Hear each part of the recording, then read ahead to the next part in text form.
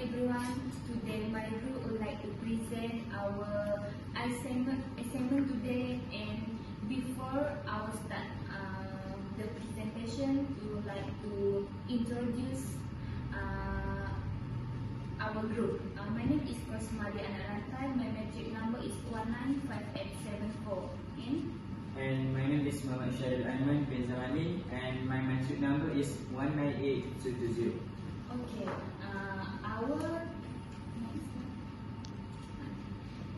Our topic that we have chosen is type of Malay folk literature in Malaysia. Let's continue to the introduction. Folktales are traditional narrative well known among the children and older generation, and these folktales are passed down from generation by generation and added with magical touch into the folktale back when there are no printer and technology. This is a way for us to remind of ancestor and generation. This is the 8 types that are chosen for folk Malay literature. The first one is animal fables, myth, literara, ethical, joke stories, legend, and the last but not least, God stories. I want to present the folk first of type of Malay folk literature. The first one is animal fables. Okay, the animal fables are often used to explain certain natural phenomena. Other times, they are simple moral tales. In almost all instances, the animal in these stories possess the ability to speak, reason, and think like a human. This is the list of the common fables as well as their approximate title translation. I want to tell just 5 first the list that here. The first one is kisah sang kancil dengan buaya. In Malay, the tales of mouse, deer, and crocodiles. Kisah sang kancil dengan monyet. The tales of mouse, deer, and the monkey. Kisah sang kancil dengan harimau. The tales of mouse, deer, and tiger. Kisah sang kancil dengan sang semput. The tales of mouse, deer, and bison. Kisah anjing dengan bayang-bayang. The dog and the shadow. And we continue to the ghost stories. Malay, as which other Southeast Asian, have always taken great interest in stories of ghosts and spirits. It must be stressed, but due to the animistic root of Malay folklore, the ghosts are seen as sharing the plane of existence with humans and are not always considered evil. However, when the declared line that separates the boundaries of existence is crossed, or a transgression of living speech occurs, a conflict ensues that may result in disturbance. In Malay, word of ghost is hantu. The most famous of this is Pontianak or Matianak, the ghost of a female stillborn child, where lures named in the form for a beautiful woman. This is the list of the popular supernatural beings of ghosts as well as their description. The first one is Bajang, the spirit of stillborn child, in a form of a civet cat. Bota, a type of evil spirit, usually a giant. Hantu Gala, a ghost with leg and arm as long and slender as bamboo poles. Hantu Kope, a female ghost with large bosom, who lures men who cheat on their wife. Hantu Kumkum, the ghost of an old woman who sucked the blood of virgin girl to regine period ends. Okay, we continue to the legend. Unbeknownst the most of Western world, the Malay archipelago had more than one woman, warrior and queen in its arsenal of tales. The history of a collective. Robert Joss said, a legend is a story or narrative set is reason of historical past that is believed to be true by those whom it is communicated. This is the list of the legend as well as their approximate title translation. The first one is Hang Tuah. Hang Tuah is the individual legend. Second, Legenda Putri Gemeledang, legend of Putri Gemeledang, and this legenda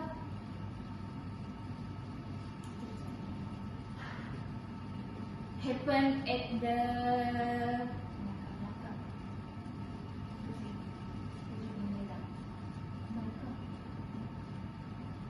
I think this happened at Melaka, but I'm not sure. And the third is Masuri, fourth Putri Dayang Bunting, and the fourth is Sitanggang. Okay, we continue to the place name legend. Related stories to the place, like the origin of the place name. Place names are also historical monuments that transmit a multifaceted future of all the generation experience and insight into the interplay between man and nature, and they are valuable sources of local history at the same time as they represent an important factor for well-being of the people in a local community. This is the list of place name legends as well as their approximate title translation. The first one is Georgetown. Georgetown is from English, and this name given after Britain King George III. Gua Musang, Gua in English is cave, and Musang in English is fort. And next is Bukit Besi. In English is Iron Hill, Pulau Dayang Bunting, and Taiping. The word Taiping is from Chinese word. The meaning is heavenly kingdom. Pelabuhan Kelang. Pelabuhan in English is port, and the last but not least is Sibu. This is my place name. Sibu is from Sibau word. Sibau word is fruit name. Then the Sibau word. Then Sibu is from the word Sibau. This is from fruit name. Then people now they change Sibau from the Sibu. So the next presentation.